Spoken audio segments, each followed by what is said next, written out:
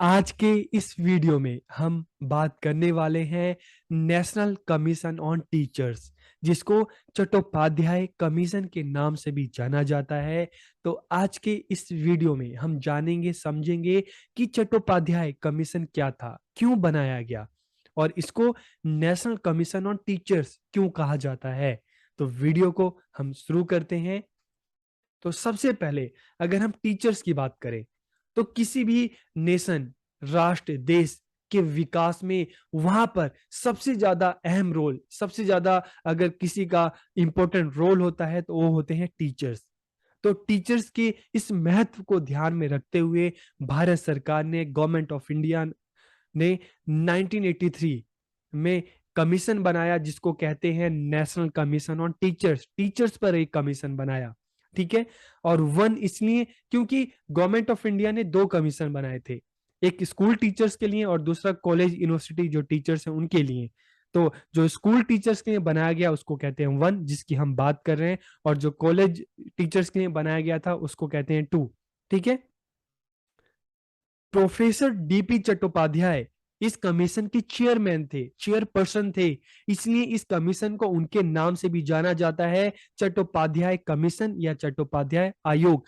तो इस कमीशन का नाम क्या था? नेशनल कमीशन ऑन टीचर्स, ठीक है। लेकिन इसके जो चेयरपर्सन थे प्रोफेसर डीपी चट्टोपाध्याय थे, तो इसलिए इस कमीशन को हम उनके नाम से भी जानते हैं। The commission presented its report titled Teacher and Society 1985 में। इस कमीशन ने जब अपनी रिपोर्ट प्रेजेंट की, प्रस्तुत की गवर्नमेंट ऑफ इंडिया को, तो इस रिपोर्ट का टाइटल क्या दिया गया? टीचर एंड सोसाइटी, शिक्षक और समाज।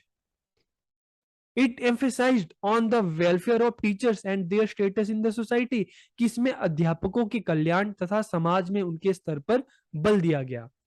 The teachers were expected to enhance their professional quality, किसमें शिक्षकों से उनकी व्यावसायिक गुणवत्ता बढ़ाने की अपेक्षा की गई।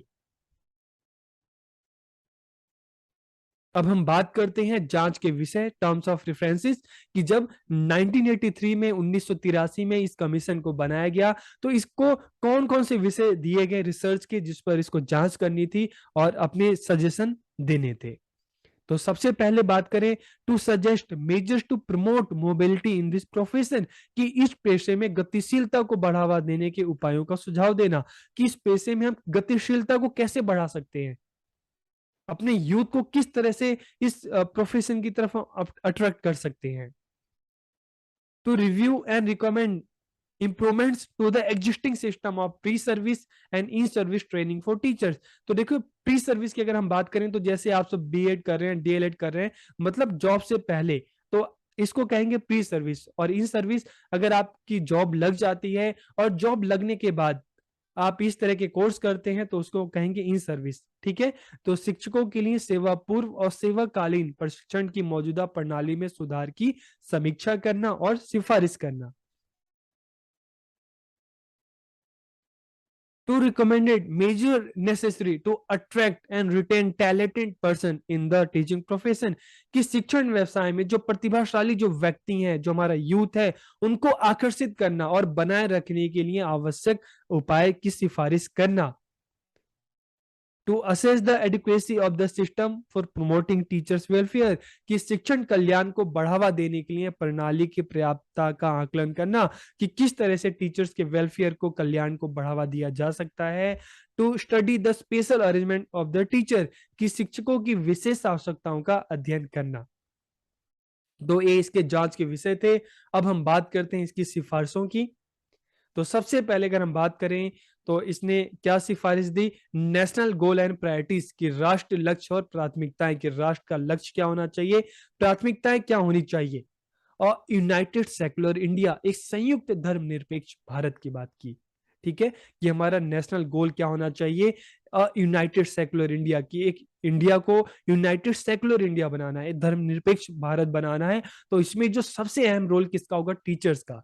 टीचर ही है जो बच्चों को एक साथ मिलकर रहना सिखाएगा, एकजुट मिलकर रहना सिखाएगा, ठीक है। और मॉडर्न कंट्री, एक आधुनिक देश बनाना है।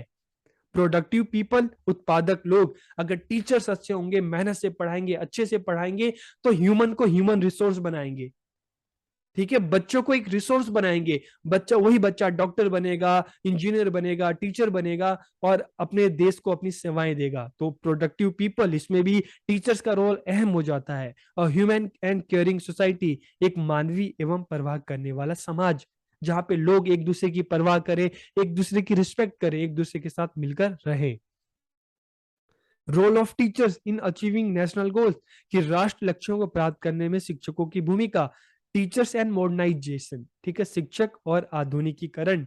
तो अगर हम आधुनिकीकरण की बात कर रहे हैं तो ठीक है, इसमें भी टीचर्स का रोल जो अहम हो जाता है। टीचर्स ही है जो नई नई चीजों को बच्चों से एक तरह से हम कहें इंट्रोड्यूस करवाता है, परिचित करवाता है।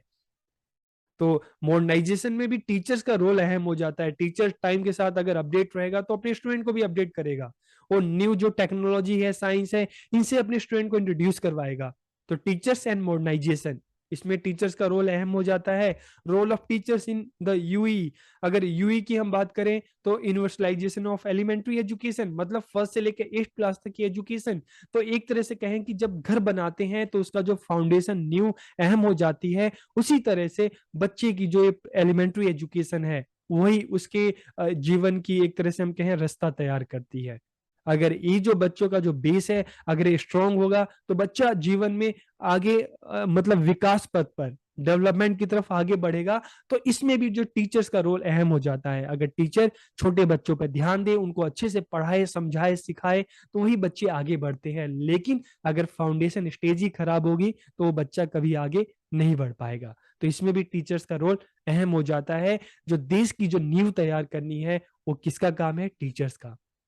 Role of teachers and science, technology and values, कि टीचर्स की भूमिका, विज्ञान साइंस बच्चों को बताना हर चीज के पीछे का, ठीक है, साइंस से इंट्रोड्यूस करवाना, टेक्नोलॉजी से इंट्रोड्यूस करवाना, और इसके साथ के साथ वैल्यू एजुकेशन भी बच्चों को देना। ठीक है, तो मॉडर्न भी बनाना है लेकिन वैल्यू के साथ। तो इसमें भी टीचर्स का रोल अहम हो जाता है। Role of teachers in fostering relationship with the environment, कि पर्यावरण के साथ संबंधों को बढ़ावा देने में भी शिक्षकों की भूमिका होती है। कि बच्चों को टीचर्स पढ़ाता है, वैल्यूज पढ़ाता है, सबके साथ मिलकर रहना पढ़ाता है, तो अपने जो हमारा पर्यावरण है उसके साथ मिलकर रहना सिखाता है। कि हमारे जो पेड़ है, हवा है, हमें पेड़ों की रक्षा करनी चाहिए। ठीक है, अपने जो हवा है, पानी है, इनको पोल्यूशन मतलब पॉल्यूटेड होने से इनको बचाना चाहिए। तो पर्यावरण के साथ तालमेल बनाना, ये भी, इसमें भी टीचर्स का रोल अहम हो जाता है। क्योंकि बच्चे बहुत बार होते हैं अपने पेरेंट्स से ज्यादा टीचर्स को ज्यादा मानते हैं। तो बचपन से ही अगर टीचर बच्चों को बताए, सिखाए कि हमें अपने पर्यावरण के साथ सामंजस्य बना के रहना चाहिए, तो इसमें भी टीचर्स का रोल अहम हो जाता है।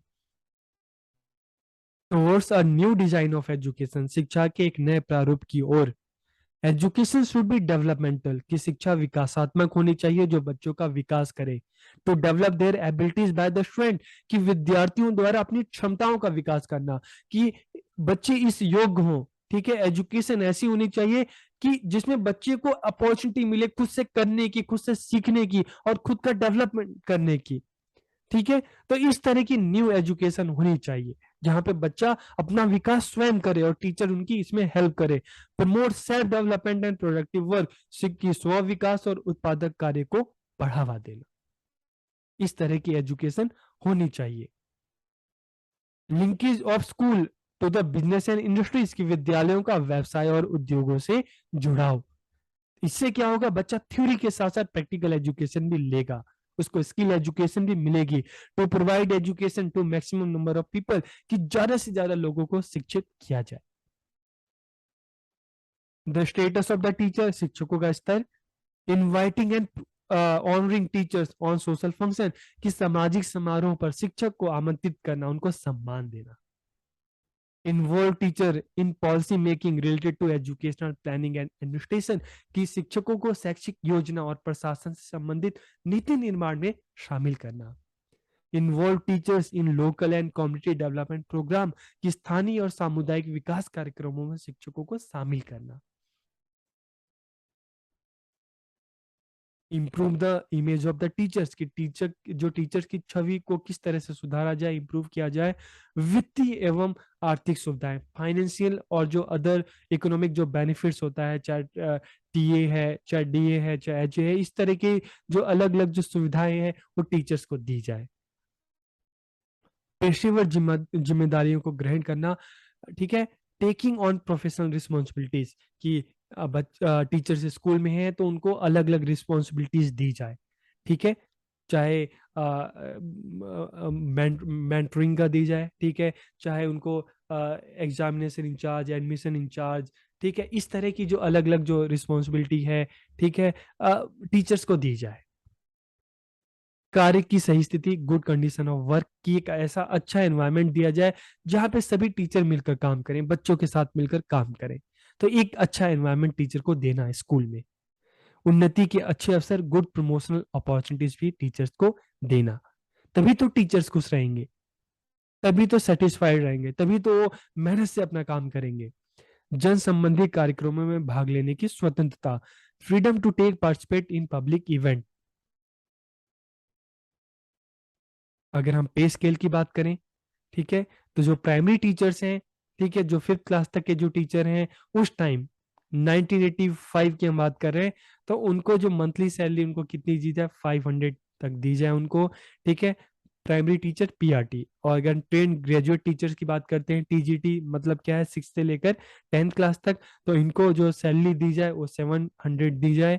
और post graduate teacher PGT 11th 12th वाले, उनको 1000 रुपीज जो है ये सैलरी दी जाए। आज के हिसाब से तो कम है, लेकिन उस टाइम के हिसाब से ये काफी अच्छा पैकेज था, ठीक है। तो आज के इस वीडियो में हमने चट्टोपाध्याय का मिशन के बारे में जाना, समझा, पढ़ा। तो आपको ये वीडियो कैसा लगा कमेंट करके जरूर बताइए। आप सबका बहुत बहुत धन्यवाद।